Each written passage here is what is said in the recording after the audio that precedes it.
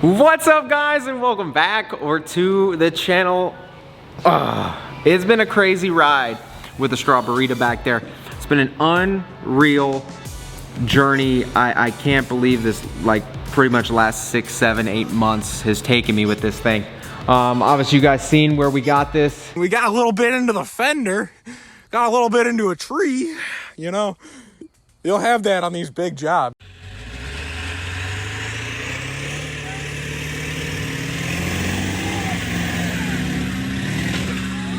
And we got into the tree again, damn it. Where it is now, so much has gone on just in this build. It's absolutely unreal. I'm tired of explaining what needs done on this truck, but in this video you'll see it all happen. I'll explain certain things as they come up. I got new polishing tools coming and other stuff in the essence of that. But I'm happy to say that I think this is the last video you guys need to see about me building that truck. So hope you guys have enjoyed this entire build series. If you had a 7.3, you didn't, you like Fords, you hate Fords, whatever it be. I just want to take a second here before we go and finish this truck. I want to thank you for your support. I want to thank you for being here, liking the videos, commenting on the videos, all of it. It does mean a lot. It keeps me going. This stuff is a lot of work. I'm just gonna be upfront and honest and come out here and say, I do more work in my videos than I think I see across the internet. These are crazy. I don't have a team. I've got Ashley and I and a couple friends here and there building these incredible pieces of art. It's a lot of work. It takes a lot of time. It takes a lot of effort. So any bit of support and stuff you guys throw at me, I truly do appreciate it. I truly do. And I just want to say thank you before we get into finishing this thing finally. I just need to take a moment there and say that we're gonna knock this thing out. Let's get this 7.3 out of here. We gotta move this car out of here because I gotta paint some things. We'll get those knocked out and then keep chipping away until that thing is done. And I can finally say this for the last time on the Strawberita. Let's get to it.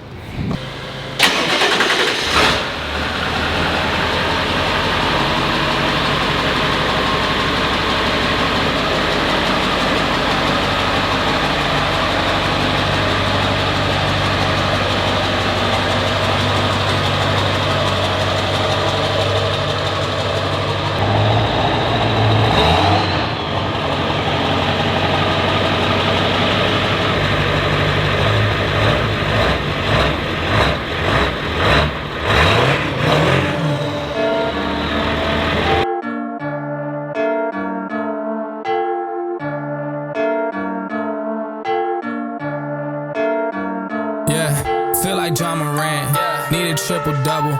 Told him check the stats, yeah, I got a couple. I don't drop the ball, now I never fumble. I'm the MVP, now I feel like Russell. Feel like John Moran, need a triple-double.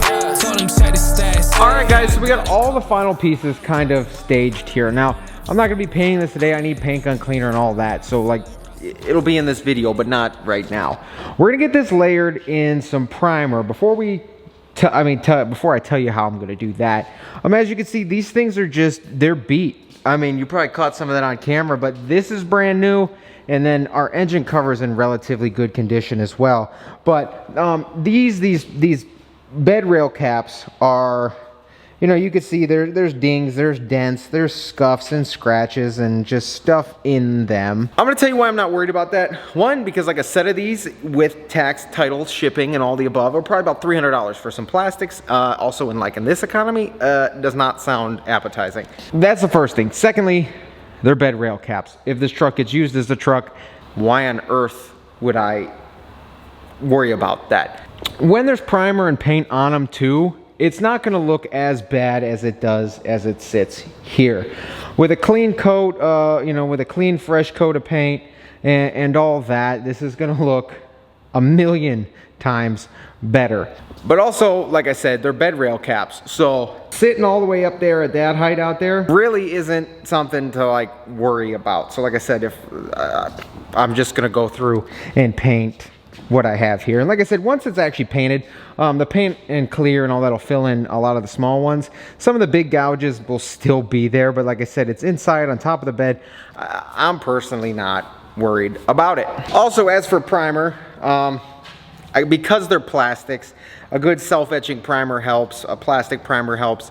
We got automotive self-etching right here, just in a can. I don't need to break out the gun for this. A couple small pieces.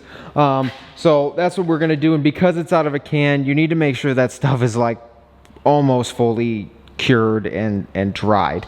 So what we're gonna do here is actually cover all these in primer. When it actually dries and cures, we'll come scuff it.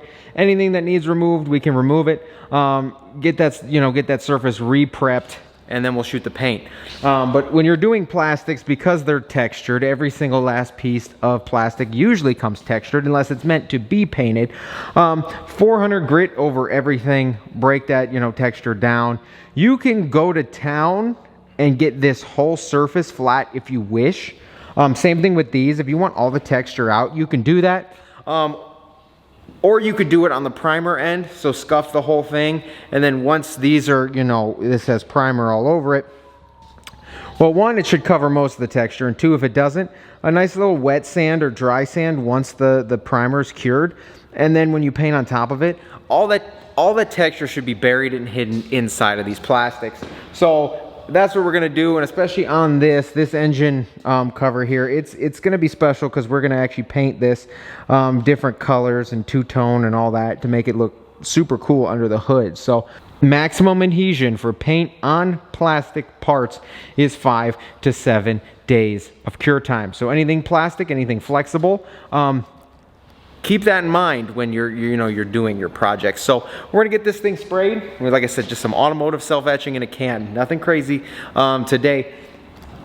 But we're gonna get this all sprayed and yeah.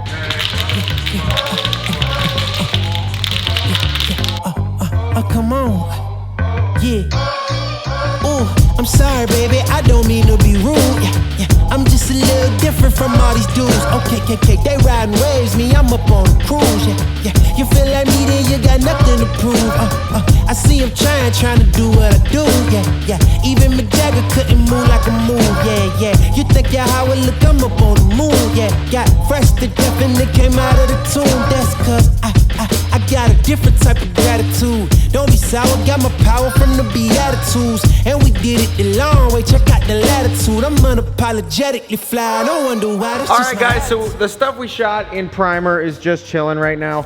I got to, I'm gonna have to just scuff it, seal it, paint it, do all that. We just let that primer really cure to that plastic because we don't want any of this stuff lifting. Here's the engine cover. This thing's gonna look sharp. Our valance, there's a little run here, not too worried.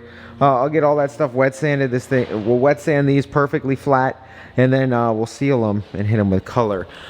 However, today's an exciting day because obviously this thing took so long to finish and like get it that shiny, but we have yet to do that on this guy right here. We picked up some new tools. We actually went out and got the Milwaukee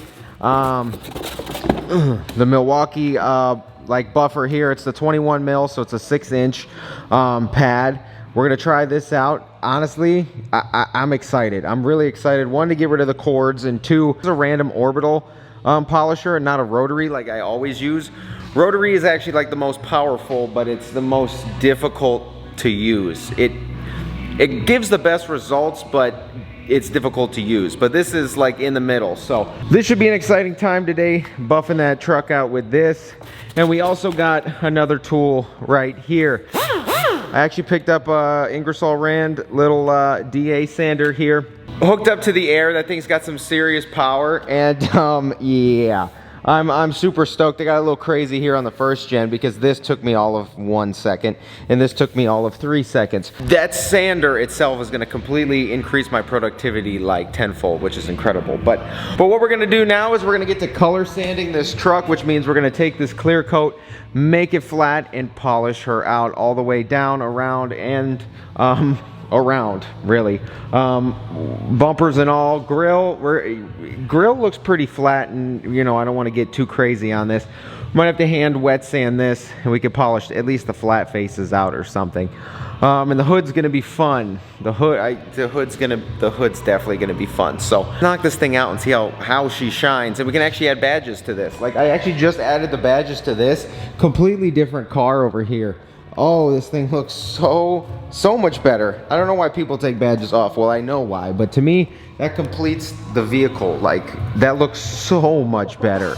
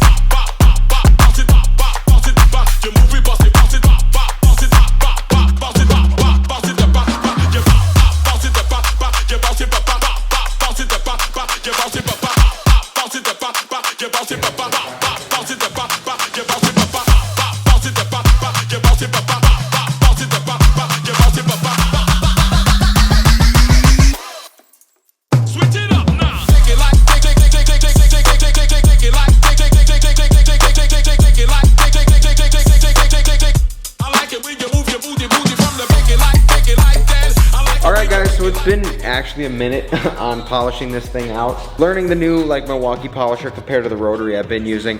There's a second I actually jumped back to the rotary just to see what was going on. Knocked it down, but then now, you know, I picked up the Milwaukee again, kind of finally got the process down with that polisher. As you can see on the bed, we're like good to go. Like I said, I got all this done. I actually had to go over this probably 3 times because just each step along the way just didn't polish perfectly.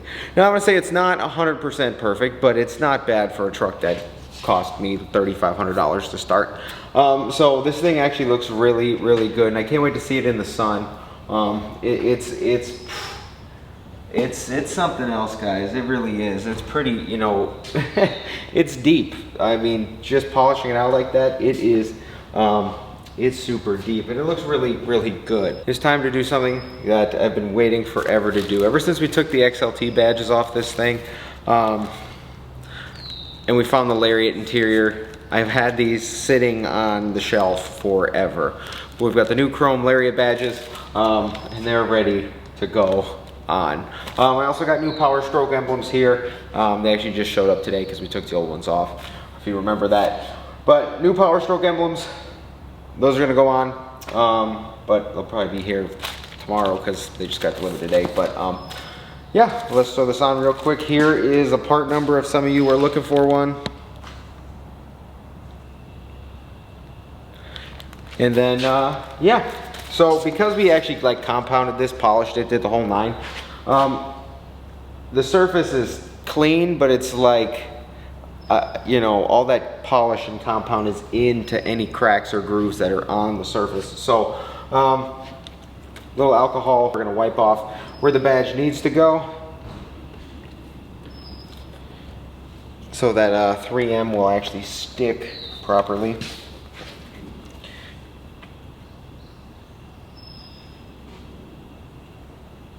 And you can like definitely hear a difference rubbing from when you start to like after you wipe it with the alcohol, of how much cleaner it actually does get.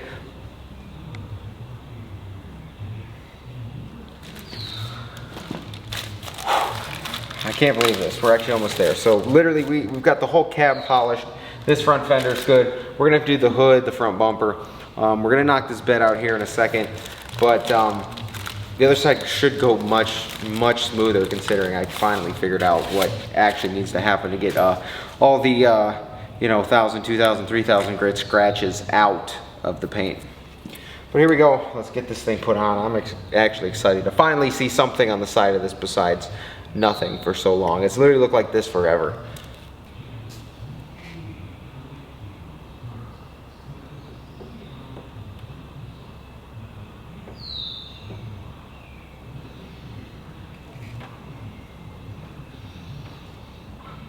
Nice. Okay, yeah, see, that breaks it up a whole bunch because it's like a straight pink side. and it's been like that for so long. Bring a little more chrome on it, gives you something else to look at besides just paint, so that's super cool. I can't wait to get the Powerstroke back on here too, because it'll give us more chrome down the side as well. But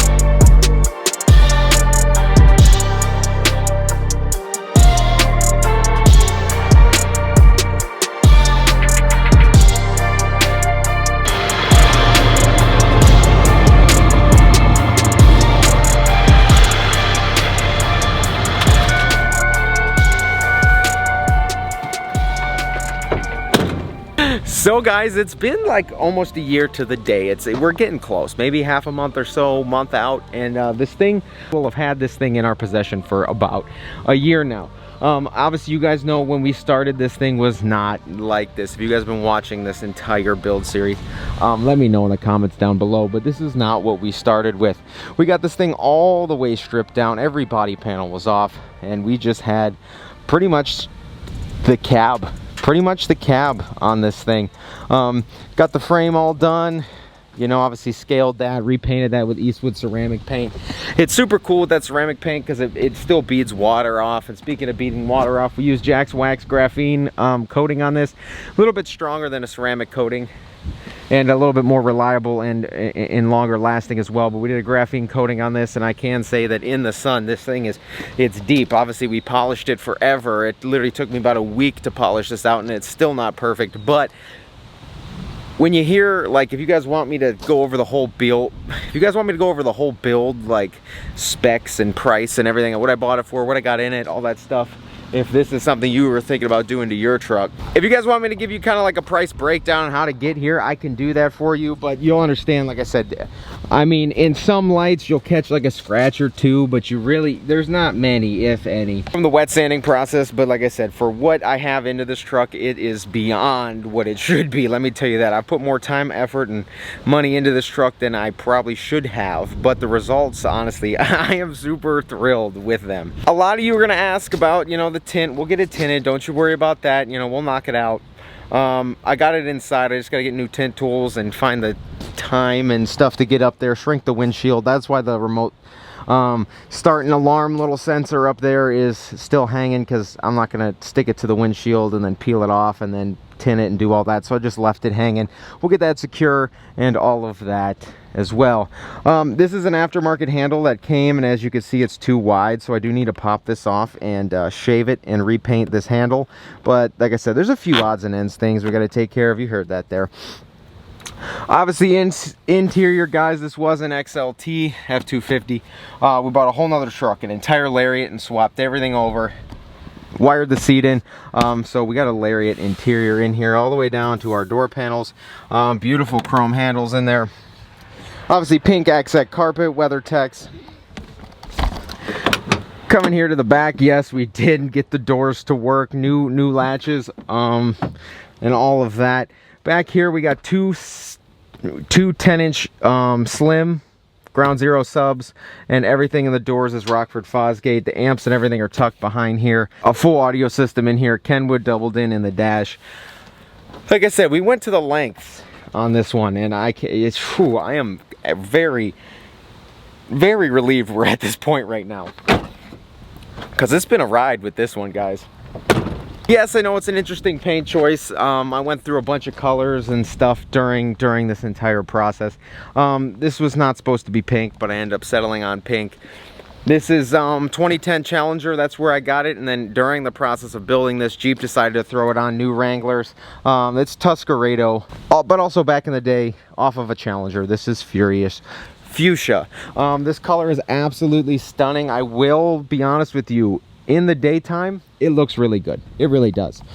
But this color pops at sunset, at night, in the shade. It gives you, like, over here even. Look at just, obviously the hood is popping up there, but then it comes down, it kind of evens out to like a maroon red, but in the sun it dances, and it dances like crazy. So this paint is absolutely just stunning, and oh guys, I am so happy with how this came out. And like I said, it's not 100%. All the body panels, like I said, that truck bed is 3 truck beds. These doors are off of a landscaping truck. Fenders are new, aftermarkets the best I could. Bumper's a 7.3 replacement work bumper, no plastics in it. Got a valance off of it. 6.0 middle here, obviously 05 Harley headlights, customized profile LED strips in it. The 6.0 modified grille, so it fits a 7.3 bumper. That's a nice touch on this guy. And then my favorite and the piece I've been dying to get on a truck for so long, and it's the candlesticks. The bumper guides. A lot of you are going to be like, God, those are so hideous, but you don't understand how useful they actually are in a lifted truck. So You put them on, you hop in the, you know, in the cab one time, you'll be like, oh, that makes so much sense. But yeah, guys, we have our candlesticks here. I'm super thrilled with them. They come with orange LEDs and orange markers. We got clear lens markers, white LEDs in there. You can do clear lens, smoked lens. There's so many options, so many colors. We did the clear lens, the white marker light, and it really brings this thing together, especially at night. And like I said, a lot of you are gonna be like, what? But you know, I'm always trying to do something different, trying to make something work, and honestly, the candlesticks are smacking off of this truck, and it fits it. It fits it. Obviously, you guys know this is a 1999. I had to bring some 99 style into this. Not only with the color scheme, but also little touches here and there. But obviously, when we do stuff like this, we got to bring it new school. So that's where the 26x14s came from. Versatire 36 1450s. Tail lights, guys, those are just simple Amazon or eBay tail lights. Pain in the butt to open up. Do not recommend it. It's crazy. This build has been insane because this is probably the most in-depth thing I've had to do ever.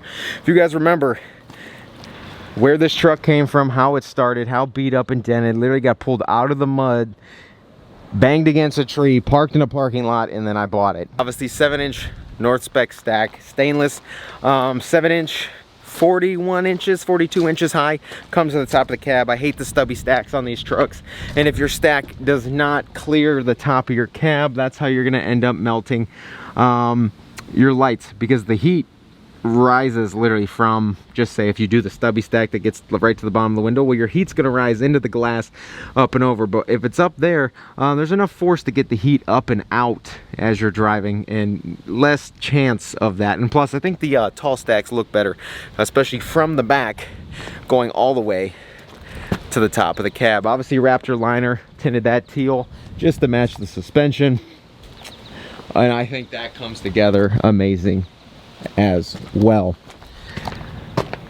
I think in here, guys, this is a steering wheel off of an Eddie Bauer, but wood grain to match the wood grain and the tan leather. We had to do that. Don't want to lose my wallet. We'll pop the hood for you real quick. Obviously, you guys see the full force diesel, Banks power gauges. Got to set up right on this truck. Stage 2, 100 over injector from full force diesel. Obviously, like, incredible guys over there, incredible products. They just, very good communication, get the job done, let you know what you need, what you don't need, the whole nine. But stage 2 injectors, we threw them in this truck. This truck gets up and goes. It boogies, it scoots. Honestly, if you're putting injectors in a 7.3, just upgrade them. These things don't make enough boost to lift heads in general. So if you're going with like a stage 1, stage 1.5, stage 2, and some, you know, and some bigger nozzles, it'll really wake up your 7.3 like absolutely nuts. This thing, from when I bought it till now, 2 completely different trucks. We got the Banks power, you know, the power pack on this, which includes a boost tube, a gigantic intercooler. If you guys remember that, we did a big intercooler on this. Contained air box here, ram air intake. We got a wicked wheel over there in the turbo, comes in the kit, giant wastegate. I do have the boost fooler for this, but I said we'll probably throw that on when we tin it. I do get a lot of over boost codes, so it is making a lot of boost with all these upgrades, which is mint, and I love that. Like I said, this thing scoots now. So we got all of that stuff done underneath here. Stage 2 injectors, new valve cover, gaskets, new harnesses, new glow plugs, new injectors, bigger boost tubes, rebuilt the turbo. On the exhaust housing side, we deleted the thing in the pedestal, the warm-up valve, that's gone. And the Banks power elbow, obviously off of the turbo, better exit, you know, better flow, really. So this truck is flowing, it's got a lot of air, it's got a lot of fuel, and this thing runs top notch.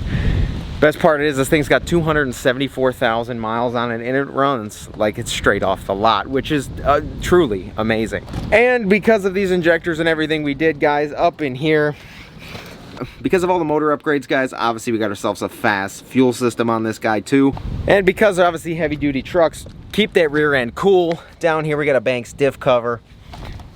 And obviously I haven't talked about the suspension yet, but we've got a 6-inch zone off-road lift on this. It sits very, very pretty, but yeah, we got a 6-inch zone off-road lift on this guy. Up here we got a Rough Country dual shock mount. They're pretty cheap. The shock mount is, not the shocks, but 2 Fox Resis up front give us a very aggressive look underneath the truck, because obviously these leaf spring trucks don't give you much to look at. We had a dual Fox Resis up front, both sides, and then down here we've got the BDS dual steering stabilizer and Fox shocks as well. We got 80-inch traction bars, custom made by my buddy over at Dude's Fab Shop. Oh my gosh, they're just the touch we needed on this truck to kind of pull this whole theme together. And to top this thing off, like I said, guys, all the white lighting, Go Recon cab lights, Boost Auto Parts, mirrors. This is actually one of the first 1999s that the new body style mirrors have been put on. But I work with Boost Auto Parts for them to kind of get it right for me, and we got it going on this truck. So we got the new style Super Duty mirrors, clear lens, switchbacks, obviously. Can't really see right now, but obviously the switchbacks. And then these bumper guides, candlesticks, are from Powers Manufacturing, I believe, and they're clean, they're sturdy, they're well made. And obviously, because we did a full interior conversion once again like we did on the Banana, this is now an F-250 Super Duty Lariat. Obviously the title does not read so, but the truck is so. It's got everything it would, because we took everything out of that other interior, so that is super sweet. And obviously the tan, the pink and tan, and it just works so well together. So guys, that's actually gonna do it for today's video. If you guys enjoyed this build series, shoot this video a thumbs up. If you haven't been here before, please get down there, click subscribe, drop me a comment if you haven't already. Take care, I'll see you in the next one. Like I said, it is done, but we still need to, you know, finish up a few things like tint and, you know, touch up the handle on the other side, trim that to fit. But I can drive this truck now. I can drive it how it sits and be absolutely fine with it, fishbowl or not. That's kind of where I'm gauging the build's done. Like, liners are in, rock lights are on, bars are tightened, it's clean, ceramic coated, polished. This truck looks good. I will definitely drive this thing down the road.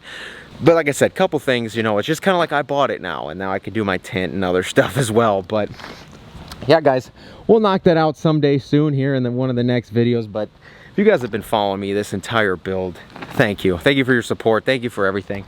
And we got more to come on this, more to come on future builds, and so much more. But I think this thing turned out pretty darn sick. If you guys think so too, drop me your comments down below about the entire build, what you would do different, and all of that. But take care, guys. I'll see you very, very soon.